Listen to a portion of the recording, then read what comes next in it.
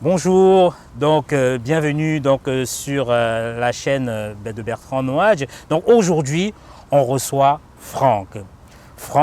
Avec Franck, on va parler d'investissement en Afrique, de business en Afrique, parce que c'est la spécialité de Franck en fait. Donc à la fin de cette vidéo, tu sauras peut-être quels sont les types de business qui pourraient t'intéresser en Afrique, si tu es en diaspora.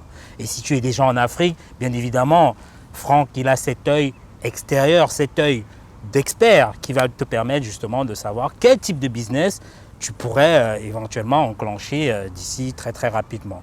Donc, bonjour Franck. Bonjour Bertrand. Comment tu vas? Je vais très bien et toi? Ok, ça va. Je suis vraiment heureux, content de t'avoir en fait. Merci à toi pour l'invitation. Voilà, il faut le dire parce que Franck, effectivement, on se connaît quand même depuis un bon moment. Et on a eu pendant notre scolarité à se voir quelques fois. Exactement, en fait. On a beaucoup d'amis communs aussi. Tout à fait. Donc Franck, moi je te connais par contre, dis-nous qui est Franck en fait. Qui est Franck? Oui. Déjà bonjour à la communauté, la communauté de Bertrand Nouadj. Je suis très heureux d'être là, de pouvoir échanger avec vous. Donc parler de mon parcours, parler de peut-être des idées, des stratégies qu'on pourrait mettre en place dès qu'on aura terminé ce petit live, ce petit direct, cette petite interview. Donc, qui est Franck Aigné? Franck Aigné, c'est moi, comme vous voyez aujourd'hui. C'est moi la personne. Donc, je vis en France, je suis marié, je suis papa de 3 enfants. J'ai plusieurs activités. J'ai créé une société en France qui tourne aujourd'hui, ça fait depuis 2014, depuis 7 ans. Donc en termes, je vais parler de mon parcours perso et de mon parcours pro. Tout à fait. Donc, en termes de parcours perso, je suis ingénieur de formation. Exactement. Donc j'ai bossé en tant que salarié ingénieur un peu plus d'une dizaine d'années.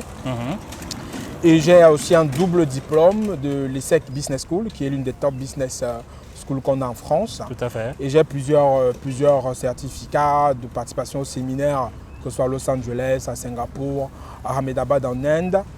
Et donc j'ai une double compétence, donc technique et stratégie, managériale et tout ça. Tout à fait. Et j'ai créé ma première boîte en France en 2014, qui tourne toujours aujourd'hui, une boîte faite dans le conseil pour les industries, donc différentes industries, énergie, industrie agroalimentaire et pétrochimique. D'accord. Et je suis aussi un gros investisseur sur le continent africain, où j'ai une société qui est depuis 2017, qui s'appelle Green Power, qui fait dans l'énergie solaire, renouvelable et des services au Green Power. Green Power. Ouais, Green tout à Power. fait. Donc ça fait depuis 2017 que Green Power existe. Donc on résout des problèmes sur le continent, problèmes d'énergie. Très bien. Donc, et j'ai aussi une 3e boîte ici en France que j'ai lancée tout récemment, qui fait dans le conseil l'accompagnement à tous les porteurs de projets. Au-delà de ça, je suis investisseur immobilier. Tout à fait. Donc j'ai plusieurs biens immobiliers sur différents critères et différents modes que j'ai ici en Occident. Et aussi investisseur immobilier sur le continent. Donc, en fait, il y a beaucoup à dire sur Franck, mais en gros, si on va résumer simple, c'est je suis entrepreneur, c'est-à-dire j'ai des boîtes que je pilote, je suis investisseur immobilier et aussi dans l'agriculture, que ce soit sur le continent africain encore occidental, et je suis aussi coach, j'accompagne des personnes qui veulent aussi se lancer. Très bien. En gros, c'est ça qui est Franck. Très bien, Franck, justement. On va revenir justement sur chacun de tes projets, de ces business en fait. Mais déjà à la base, d'où te vient justement cette passion pour l'entrepreneuriat en fait? La passion pour l'entrepreneuriat, comme je dis souvent sur les autres rooms, souvent les autres médias que j'interviens, je pense qu'on l'a souvent sans s'en rendre compte qu'on l'a. Oui. C'est ça en fait, moi, je me souviens quand j'étais au lycée, j'ai fait le lycée bilingue de Yaoundé. Oui. Au lycée bilingue de Yaoundé, je faisais de l'entrepreneuriat à petite échelle sans le savoir. Oui. Qu'est-ce que tu faisais déjà en fait, ce qui se passait, pour ceux qui ont fréquenté avec moi vont souvent se reconnaître, moi j'étais celui qui vendait ce qu'on appelle les bonbons. Très bien. Donc ce que je faisais en fait, j'achetais des paquets de bonbons avec l'argent de poche que mes parents me donnaient. Il y avait des paquets de bonbons, comme on vendait à 300, 350 francs à l'époque. Et après je les vendais aux collègues à 2 à 25. Très bien. Donc ça dit, je commençais déjà à faire un peu de business quoi. Et ça je faisais 3e ou 4e. Et après quand je faisais du business, après ce que je faisais, j'achetais des paquets de bonbons, après que je donnais à d'autres personnes qui vendaient. Et on se partageait les revenus. Ok. Donc c'est-à-dire que depuis le collège, le lycée bilingue déjà, j'étais on m'appelait le vendeur de bonbons. Tous ceux qui ont fréquenté avec moi se reconnaîtront. Donc tu avais déjà fait du MLM. Tu avais même des distributeurs. C'était un peu du MLM on va dire aussi. Et donc je faisais ça au collège. Et d'ailleurs aussi il faut reconnaître que je suis d'une famille aussi. Mon papa est entrepreneur des quincailliers, donc on a baigné dedans quand on était tout jeune. J'ai toujours été attiré par ça quoi. C'est-à-dire même quand je faisais mes études, j'avais toujours des activités à côté quoi. Donc depuis le collège, j'ai toujours des petites activités que je fais comme ça. Donc j'ai cette passion pour l'entrepreneuriat. Cette passion pour l'entrepreneuriat depuis le départ. Et le déclic en fait, c'est c'est que j'ai travaillé comme salarié, je suis venu en France, j'ai fait mes études et tout ça. Mais après, là, vraiment, embrasser ça à fond, c'était en 2014. Ouais. Un déclic, le déclic que j'ai eu, où je crois que créé ma première boîte. Quelle est cette première boîte? Dis-la et qu'est-ce que La première boîte, c'est Kentech. Kentech Ok. Engineering. Très bien. Donc, c'est une première boîte que j'ai créée dans la continuité du boulot que je faisais avant. Donc, avant, j'étais chef de projet dans une société qui fournit des services aux pétroliers, Trop bien. aux parapétroliers. Très bien. Et j'ai créé ma première boîte dans ce domaine-là parce que j'avais senti un manque par rapport à une compétence qu'il n'y avait pas dans le secteur que je suis venu combler avec ma boîte. Et le déclic a été fait parce que justement, c'était une perspective qui m'était promise dans la boîte où j'étais. Donc j'avais déjà des activités en Afrique à l'époque, parce que Bien j'ai investi sûr. depuis 2008 sur le continent, à peu près plus de 14 ans aujourd'hui, 13-14 ans. J'avais des trucs en Afrique, mais j'étais encore salarié. Donc j'ai décidé de dire basta au salariat justement via cette expérience que je vais juste relater très court. Oui, tout à fait. C'est-à-dire voilà, j'avais une perspective de faire du business pour la boîte sur le continent africain. Et elle m'était destinée en fait cette perspective-là. J'avais travaillé dessus à fond. J'avais tout mis en place pour que ça se passe bien. Et j'avais mon mentor, parce qu'il faut toujours avoir un mentor dans une boîte. Et mon mentor qui m'accompagnait était avec moi. Donc le poste était destiné à ce que je le prenne. Tout à fait. Mais on a eu un coup dans la boîte où la boîte a été rachetée par Schneider. Et Schneider a acheté la boîte. Et les Italiens d'abord ont venu pour restructurer. Et quand ils sont venus restructurer, en fait, mon mentor qui était dans la boîte s'est fait virer. Très bien, très bien. Il est parti. Et les Italiens qui sont venus, en fait, ils ont restructuré le truc. Et même le poste était toujours disponible, mais ils ne me l'ont pas donné. Ok. C'est-à-dire le poste, en fait, malgré que je l'avais façonné, parce que j'allais faire du business pour la boîte sur le continent africain, ils l'ont donné à quelqu'un d'autre que j'estimais moins à l'aise avec le domaine que moi. Exactement. Donc je l'ai vu comme une réelle incompétence, une réelle injustice, on va dire. Et du jour au lendemain, je vais dire, ça n'a même pas pris une semaine. J'ai pensé créer ma boîte plus tard, mais j'ai accéléré le processus. Oui. Il n'y a même pas une semaine, je suis allé voir mon responsable direct, je lui ai dit que moi je pars. Et c'est là que tu crées Et c'est là que je crée Kentech. Kentech. Et quand je crée Kentech, comme j'étais plutôt en bon terme avec eux, ils deviennent mes premiers clients. Ok. Ils disent voilà, Oui, tu bien crées sûr. Kentech, mais on apprécie ton boulot, tu restes dans la boîte pour continuer à bosser avec nous. Et c'est comme ça que Kentech a démarré. Et j'ai fait les premières années avec eux, différents projets, avec mes équipes et tout ça. Donc voilà le déclic en fait qui m'a fait créer Kentech. Très bien. Après, par la suite, bien entendu, j'avais toutes les activités que je faisais sur le continent africain, que ce soit les terrains, les investissements fonciers et tout ça. Après Kentech marchait bien en France et j'ai voulu créer ça en Afrique aussi. Faire une réplique en fait. C'est ça. Oui.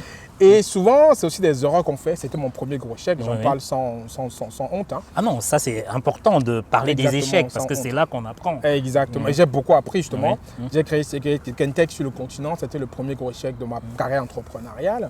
J'ai perdu beaucoup d'argent, beaucoup de temps. Et ça m'a permis donc de capitaliser, de comprendre et de créer Green Power par la suite. Très bien. Green Power que j'ai créé sur le continent. Et qu'est-ce que fait Green Power justement déjà? Green Power aujourd'hui répond à une réelle problématique. Parce qu'à un moment, qu'on avance dans sa carrière, même dans sa vie, on peut se demander en quoi est-ce qu'on peut être utile. Ouais, bien sûr. Et Green Power a été créé sur cette question-là. Tout à fait. À quoi est-ce que je peux être utile à notre continent? Et nul ne peut nier que sur le continent africain aujourd'hui, il y a tellement de problèmes d'électrification. Et moi, je pense qu'on ne peut pas se développer sans électrification. Et je me suis dit, par rapport à la compétence que j'ai emmagasinée dans mes différents parcours, mes différentes compétences, là où je peux vraiment être utile au continent, à mon pays, à mes compères, c'est d'apporter l'énergie à ceux qui en ont besoin. Tout à fait. Donc Green Power aujourd'hui fournit des solutions, que ce soit aux particuliers, aux entreprises, aux institutions publiques, d'électrification par le solaire et des solutions aussi contre les coupures de courant. En gros, c'est ça que Green Power fait. Et en ce moment, on est en train de développer un volet de Green Power où maintenant le solaire va servir à résoudre les problèmes sociétals. Parce qu'aujourd'hui, on est en train de, entre guillemets, de masteriser la partie énergie qu'on fournit aux entreprises, aux particuliers. On fait différents projets avec du succès.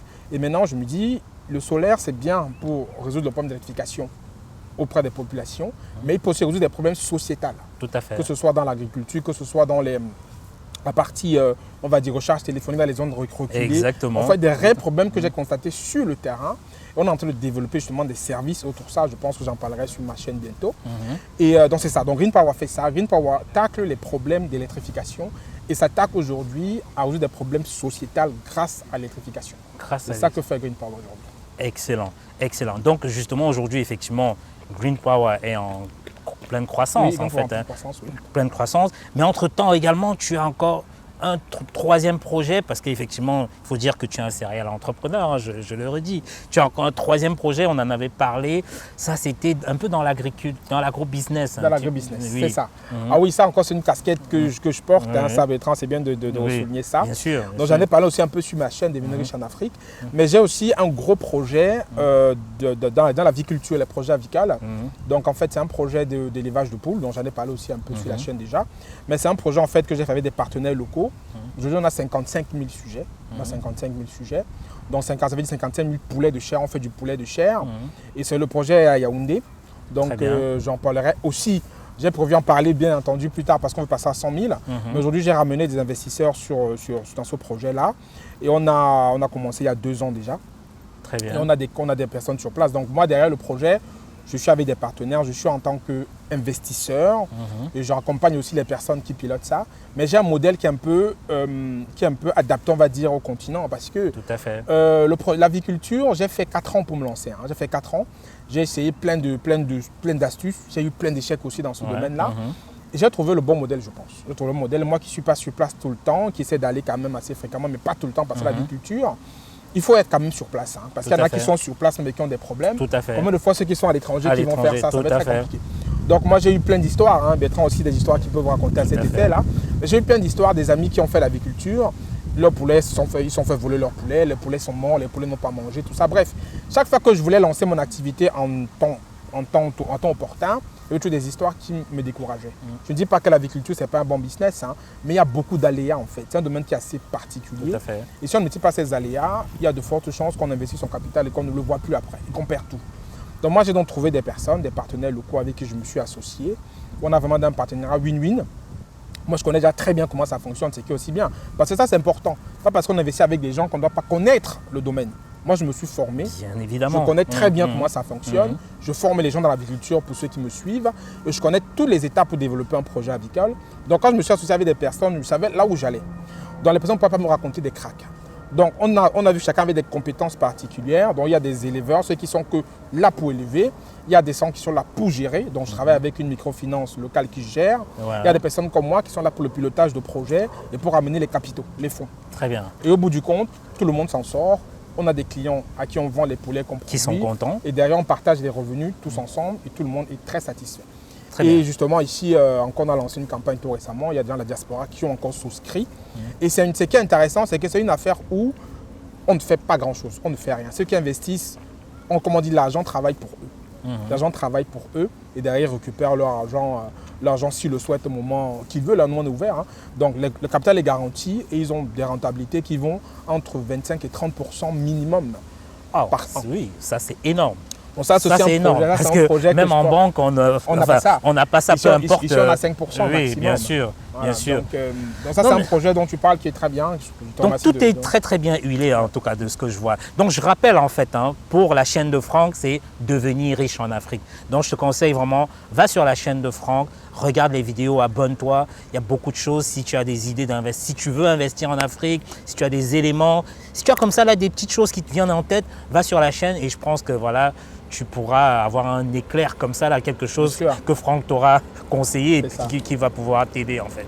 Donc Franck, ça c'est une chose. Mais la question que beaucoup de gens se posent, c'est que, ok, comment est-ce qu'on fait pour gérer autant de projets en même temps? En fait, tu vois, les gens ont envie d'avoir une sorte de recette. Oui. Parce que non seulement, tu l'as dit, hein, quand on est un petit peu à distance, comment on fait? Qu'est-ce que tu mets en place à peu près? Comment tu fais? Moi, je dirais 2 ou 3 choses. Donc, la première des choses, déjà, je vais dire, il faut connaître le contexte dans lequel on met les pieds. Oui. Parce que des personnes, souvent, veulent investir sur le continent, j'en connais beaucoup, mais ils sont déconnectés du continent. Ils ont peut-être mis 10 ans sans jamais y aller. Très bien, bien et sûr. Ils veulent aller tout de suite faire un projet, par mimétisme ou parce qu'ils ont entendu qu'il faut faire des projets sur le continent. Première des choses, d'abord, il faut connaître le contexte. Il faut se reconnecter avec le continent et comprendre comment les mentalités sont sur place, comprendre comment le contexte il est sur place, comprendre son environnement. Ça, c'est une première des choses déjà qu'il faut essayer de très bien comprendre parce que les gens pensent souvent qu'ils ont compris les contextes, mais ce n'est pas le cas. Deuxièmement, en fait, il faut mettre de côté cette partie où on pense que comme le diaspora, on est supérieur à ceux qui sont sur place. Bien évidemment. Il faut être dans l'approche où on vient pour faire gagner les gens. Moi, mes collaborateurs, s'ils suivent cette vidéo, ils pourront commenter en bas ce que je dis n'est pas correct. Mais mes collaborateurs avec qui je travaille aujourd'hui, quand on est ensemble, on ne sait même pas qui est le patron, qui est le collaborateur. Bien sûr, bien C'est-à-dire sûr. aujourd'hui, pas parce que je suis celui qui met peut-être des capitaux, peut-être celui qui pilote la boîte, que je les prends de haut. On essaie de collaborer, je les appelle les collaborateurs, parce que j'aime pas le terme salarié. Tout à fait. Nous sommes des collaborateurs, et c'est tout d'être dans un partenariat où chacun trouve son compte. Parce que quand on a quelqu'un qu'on prend sur place en Afrique pour bosser, il faut qu'il ait une perspective.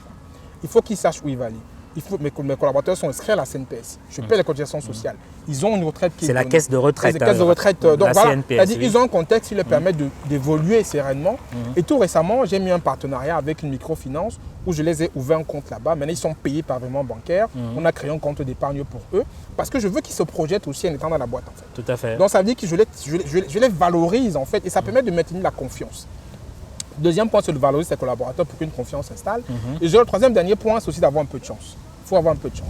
Tout à Parce fait. que je pense que mes collaborateurs, ceux qui aujourd'hui, mes sociétés que j'ai sur place tiennent, ils sont 2 ou 3. Avec bien sûr, j'ai beaucoup d'autres personnes, mais ils sont 2 ou 3 qui sont des personnes clés que vraiment j'essaie qui managent en fait. qui managent sur en place, fait, oui. qui pilotent pas mal de choses. Et vraiment, je remercie Dieu, tombé sur ces personnes-là. Et c'est vraiment grâce à eux que la boîte peut tourner sans que je sois là tout le temps.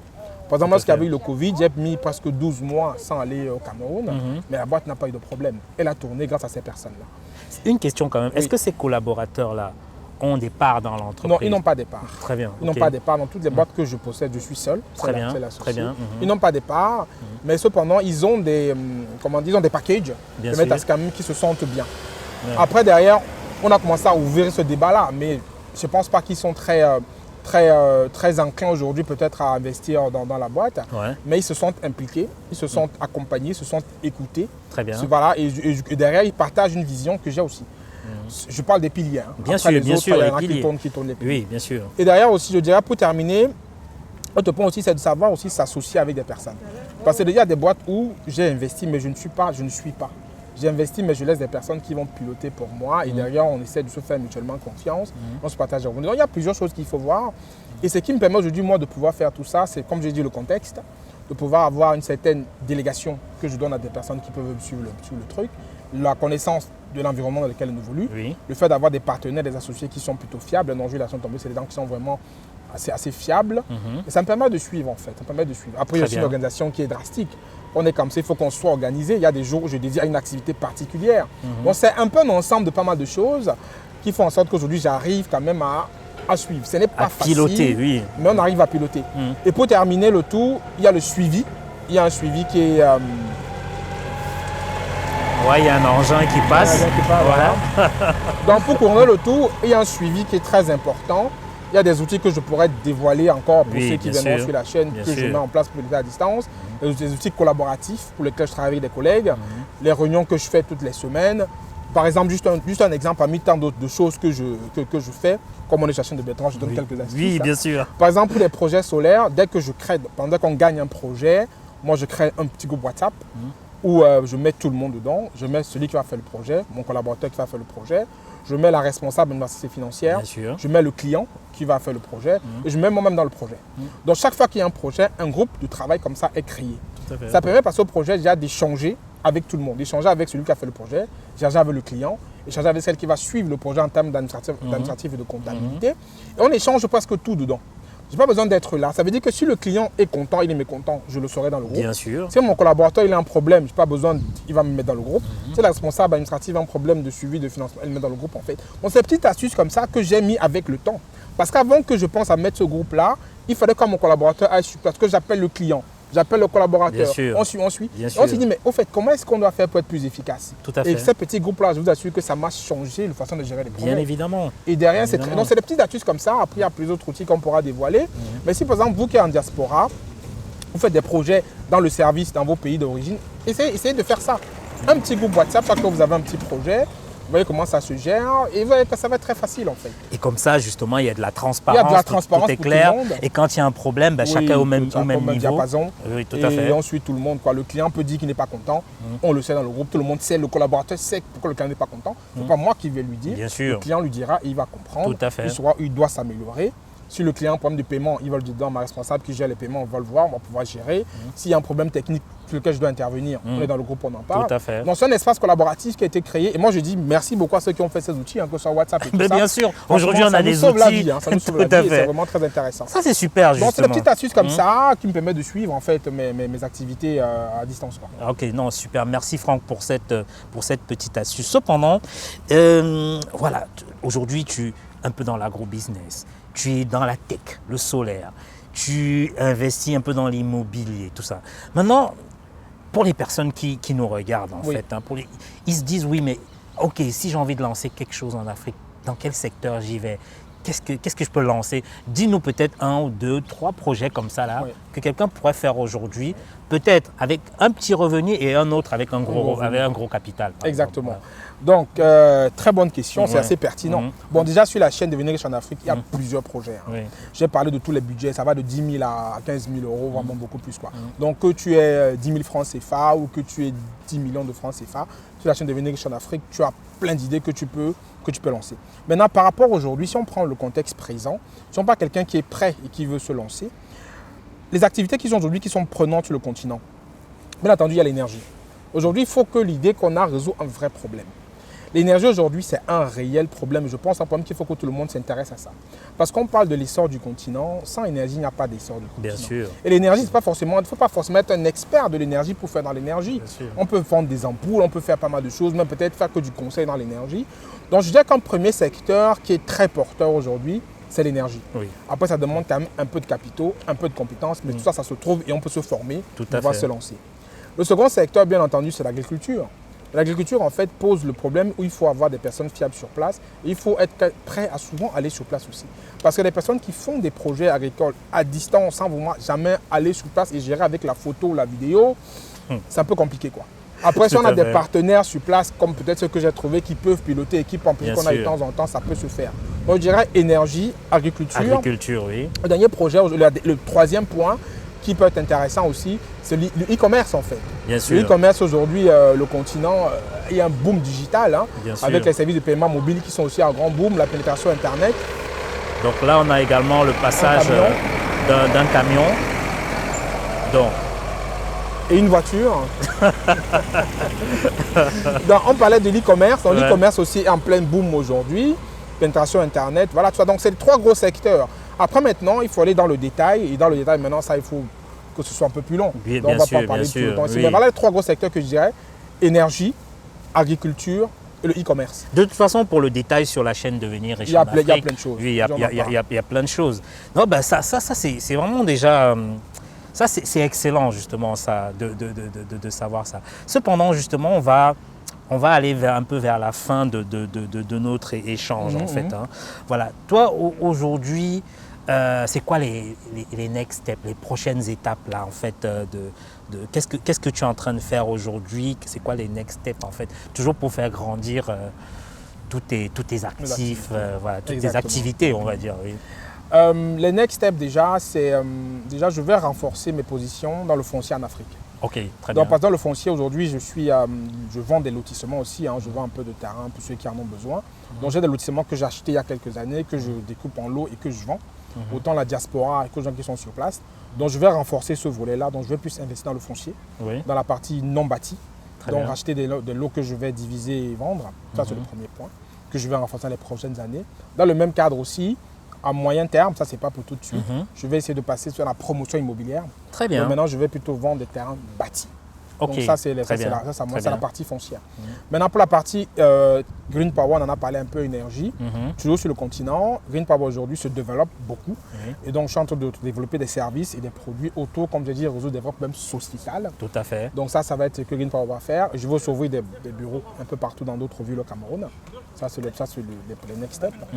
Et pour aussi en France, Quintec a ouvert une partie énergie renouvelable aussi en France. Donc on a passé toutes les certifications pour devenir installateur solaire certifié et distributeur certifié. Donc ça c'est un volet de développement qu'on va faire ici en France avec Quintec Énergie, qui est ma boîte que j'ai en France. Et on va développer un peu plus le conseil, le consulting qu'on est déjà dans depuis 7 ans. Très bien. On va renforcer ces positions-là. Et pour terminer, la troisième boîte que j'ai lancée, qui va faire de l'accompagnement, le coaching. Je suis en train de passer une grosse certification avec des partenaires américains. Donc je pense que vous serez informé sur la chaîne où vraiment je vais coacher de façon très proche, très serrée, avec des techniques qui ont donné beaucoup d'efficacité à l'américaine, puisque c'est eux qui sont les leaders sur le créneau. Tout à fait. Donc ça, donc, je suis en train de passer cette certification-là, ça se passe très bien. Et je pense que sur la chaîne, j'en parlerai plus en détail. Là, ça va vraiment pour accompagner des leaders sur le continent. Parce que je pense qu'aujourd'hui, notre problème, même majeur qu'on a sur le continent, c'est le leadership. On a un manque de leadership. Tout à fait. Et pour résoudre ce manque de leadership, je vais proposer donc une palette d'outils, un accompagnement très proche, très riche, très dense, comme ce que j'ai fait il y a quelques semaines au Cameroun avec une société parapublique, pour vraiment justement aux leaders, pour faire émerger les leaders pour que le continent, pour faire bénéficier le continent à notre communauté. Donc voilà un peu les prochaines étapes pour les Super. Non, ça c'est très bien. Et ça, j'avais une autre question très importante en fait, parce que effectivement, que ce soit toi ou moi, ça fait déjà plusieurs années qu'on travaille, qu'on fait du business, tout ça.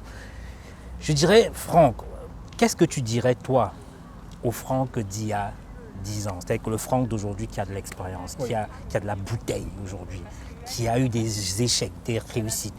Qu'est-ce qu'il dirait au jeune Franck d'il y a 10 ans qui était encore là, comme ça, là, qui n'était pas vraiment peut-être encore aguerri? Qu'est-ce qu'il lui dirait? Il dirait quoi? Il dirait déjà de faire de meilleures rencontres. Ouais. De faire de meilleures rencontres. Bien sûr. Parce que dans mon parcours, j'ai fait beaucoup de rencontres qui m'ont peut-être freiné, je vais dire ça. Parce que je pense que j'ai rencontré des personnes qui m'ont plutôt empêché d'aller aussi vite peut-être que j'aurais pensé. Très bien. Ça, c'est la première des choses que je dirais, faire de meilleures rencontres. Et de deux, c'était certainement il y a certaines choses que peut-être j'aurais fait différemment en fait. J'aurais peut-être commencé comme l'énergie, peut-être plus tôt, je ne sais pas. Mais on ne sait jamais ce qu'on aurait pu faire de mieux. Mais comme je dis d'abord, je pense que j'aurais aimé faire de meilleures rencontres. Faire de meilleures rencontres et peut-être développer plus ce côté leadership management que je constate maintenant avec une vraie place. Et je pense que c'est ce qu'il faut. On ne peut pas bien entreprendre, on ne peut pas bien mener des projets si on n'a pas cette capacité de leadership et de management que je développe beaucoup aujourd'hui et que je pense que des gens qui vont lancer leur boîte en auront besoin pour vraiment réussir. Parce que John Maxwell dit souvent que si on se dit leader et qu'on n'a personne qui vous suit, c'est qu'on se promène. Oui, tout à fait. On se promène en Donc, fait. Un leader a des personnes qui le suivent. Tout à fait. Donc c'est un peu ça que je développe aujourd'hui parce qu'il faut avoir un vrai leadership. Tout à fait. Et c'est un peu ça quoi. Donc j'aurais peut-être pensé développer ça bien avant, avoir de meilleures rencontres et peut-être aussi essayer de mieux comprendre le contexte africain parce que j'ai compris avec le temps. Mais je pense que si j'avais compris plus tôt, je pense que j'aurais certainement été un peu plus loin que je suis aujourd'hui. Très bien. Donc développer le leadership et comprendre le contexte africain. Ça, c'est ce que tu meilleures rencontres surtout. Parce que les rencontres, c'est très très important. Comme on le dit souvent, nous sommes la moyenne des 5 personnes que nous côtoyons au quotidien en fait. Ça, c'est très important. Pour finir, tu nous as dit voilà, au début de notre échange, donc tu as 3 enfants aujourd'hui, tu es marié, donc une famille bien constituée. Qu'est-ce que tu comptes comme ça léguer comme ça à la prochaine génération, que ce soit non seulement à tes enfants, et puis à l'Afrique. Comme on dit souvent, c'est juste qu'on a souvent un problème de transmission générationnelle. Oui. Qu'est-ce que tu comptes faire là? Justement, ça c'est une très bonne question, excellente question déjà, parce que ça rentre en compte avec la phase dans laquelle je suis aujourd'hui, que de développer un vrai leadership, un vrai management, surtout un vrai leadership. Donc par rapport à ce que je compte léguer à ceux qui vont nous suivre, à nos jeunes enfants, à la génération qui va venir après nous, c'est cette place que doit avoir notre continent dans notre existence en fait. Il faut qu'à un moment, chacun se pose la question, en quoi je suis utile ? En quoi je peux être utile ou en quoi je suis utile aujourd'hui. Et poser cette question permet de réveiller certaines choses au fond de chacun. Moi, je me suis posé la question et ça a réveillé certaines choses au fond de moi. Et ça m'a fait comprendre que là où je peux être utile à la génération qui va venir plus tard, c'est de pouvoir véhiculer les messages comme ce que je véhicule sur les médias, que ce soit dans ma chaîne Devenir riche en Afrique ou comme ici avec toi aujourd'hui. Les médias où on doit comprendre qu'on a un devoir de conscience. Tout à fait. On a un devoir de conscience aujourd'hui. Moi, je pense que notre génération, pour ma part, c'est une génération qui est un peu sacrifiée. Mais c'est une génération en fait qui va plutôt être une génération qui va conscientiser, qui va éveiller les consciences. Je ne dis pas que c'est pas notre... En fait, j'espère, je ne suis pas très favorable dessus, mais Je pense que nous, on ne verra pas un changement réel de ce qu'on veut dans le continent. On ne le verra pas, mais on va l'initier. Tout à fait. Et ce sont nos générations qui viendront par la suite, ceux qui ont 5 ans, 10 ans aujourd'hui, qui vont peut-être voir une métamorphose de ce continent-là. Parce qu'en tant que diaspora ou qu'on vit sur place, notre génération a un vrai devoir de conscience et un vrai message à passer. Ce qu'on essaie de faire. Donc moi, ce que je pense que je laisserai à ceux qui viendront par la suite, c'est cette étape de conscientisation, Tout à fait. cette étape de prise de conscience pour voir qu'il faut que notre communauté s'éveille. Exactement. Et surtout, ce concept de leadership qui doit être fort, qui doit être ancré, et que j'essaie de faire comprendre aux gens que leadership, c'est servir les gens. Bien sûr. Si bien sûr. quand je quitte cette terre-là et que j'ai pu faire passer ce message auprès des gens, que l'idée, c'est servir, je pense que j'aurais peut-être réussi le passage que j'ai fait sur Terre. Ah bah, super. Donc c'est vraiment ça que je veux véhiculer en fait. C'est l'utilité, le fait de savoir qu'est-ce qu'on peut apporter et si on comprend tous que là où on peut être utile, c'est de comprendre ce qu'on peut apporter au continent, ce qu'on peut apporter à la communauté. Comment est-ce qu'on peut aider le continent à se développer? Comment est-ce qu'on peut aider ses pairs à se développer? Parce que l'idée n'est pas seulement d'aider l'Afrique, même la communauté ici entre nous. Bien Avant de sûr. vouloir aider l'Afrique à se développer, on a une sûr, communauté ici, des bien personnes sûr, qui souffrent, des bien personnes qui sûr. n'arrivent pas à s'en sortir. Bien sûr. Moi, j'ai eu à prendre des personnes qui étaient des personnes qui n'avaient peut-être pas de stage ou qui étaient peut-être des alternants qui manquaient de projets que j'ai pris dans ma boîte parce que je voulais aider les gens. Tout à fait. Donc c'est ça, il faut se dire comment est-ce qu'on peut impacter sa communauté de façon positive au quotidien. Et quand on se pose cette question-là, je pense qu'on a déjà un devoir de conscience qui se met en place. Tout à fait. Et moi, je pense que c'est ce que j'envisage peut-être de léguer à mes gamins, hormis la partie on va dire, patrimoine, hein, ça peut importe. Bien sûr, oui. Mais la partie leader, parce qu'un bon leadership doit savoir servir les autres, et aussi cette partie d'utilité. Chacun doit se poser la question, où est-ce que je me sens En utile? quoi je suis En utile? quoi je peux être utile à la communauté? Tout à fait. En quoi je peux être utile au continent? En quoi je peux être utile à mes pairs? Et je pense que ça, c'est une question qui va permettre à ce que chacun creuse au fond de lui et il trouve ça. Moi, je pense que j'espère avoir trouvé. C'est ce que j'essaie de faire aujourd'hui via le média que j'anime et via les activités que je mène au quotidien. Et derrière aussi, pour terminer sur ce point-là, si on peut vraiment gagner sa vie, se faire un patrimoine, devenir riche avec quelque chose où on met l'utilité dedans, Bien sûr. surtout à la communauté, je pense que c'est ce qui a la plus grosse satisfaction. Donc c'est ce que Zig Ziglar disait. Zig Ziglar disait en fait que la richesse, qu'on devient riche financièrement, en commençant déjà par faire quelque chose qu'on aime, même gratuitement, et à tellement bien le faire que les gens viendront vous payer pour que vous le fassiez pour eux. Voilà, bien sûr. Exactement. Bien sûr. Donc si on arrive à en arriver là, à pouvoir se faire payer pour quelque chose qu'on aime déjà, quelque chose qui est utile à la communauté, On aura quelque chose qui a un réussi sa réel vie. impact, je pense qu'on n'est pas loin d'avoir réussi à son Oui, passage tout à sur fait. cette terre.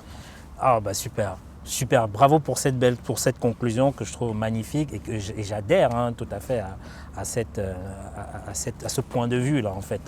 Donc merci beaucoup Franck, merci vraiment pour cet entretien. Donc là, on va parler la deuxième partie de cette interview, ce sera maintenant sur la chaîne Devenir riche en Afrique, Oui. justement. Et donc c'est là où sur cette chaîne également, on va parler un petit peu plus de marketing, de vente, comment est-ce qu'on pénètre un marché en fait. Et on sait très bien que justement le marché africain a aussi ses spécificités, comme le marché asiatique, comme le marché occidental. C'est ça. Mais il y a des spécificités en fait. Donc très important, donc rendez-vous sur la chaîne Devenir riche de Franck. À tout de suite. Merci Bertrand et on se retrouve sur la chaîne On se Devenir riche en retrouve. Afrique. Ok, à tout de suite. Tout de suite.